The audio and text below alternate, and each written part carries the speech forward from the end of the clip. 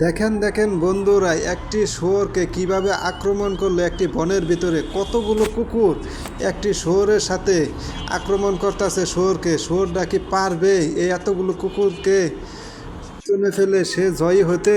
আমার জীবনে এতগুলো কুকুর আমি একসাথে কখনোই দেখিনি। আপনি যদি দেখে থাকেন তাহলে অবশ্যই কমেন্টে জানিয়ে যাবেন। দেখেন বন্ধুরা, লাস্ট পর্যন্ত কি হয় কুকুরটি এবং শুয়োর সাথে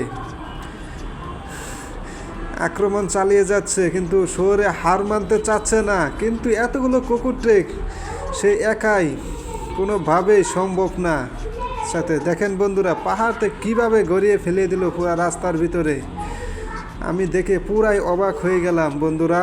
বনকুকুর যে এভাবে দলবদ্ধ হয়ে থাকে আমার জানা ছিল না। এই প্রথম আমি দেখলাম এতগুলো কুকুর, কিন্তু লাস্ট পর্যন্ত শহরটিকে হার মানতেই হলো। দেখেন বন্ধুরা, অবাক করা বিষয়, কতগুলো কুকুর আরও আসতেছে দলবদ্ধ হয়ে, কিন্তু শেষ পর্যন্ত শহরকে হার মানতেই হলো এবং তার জীবন উৎসর্গ করে দিতে হলো এই কুকুরটির পিছনে।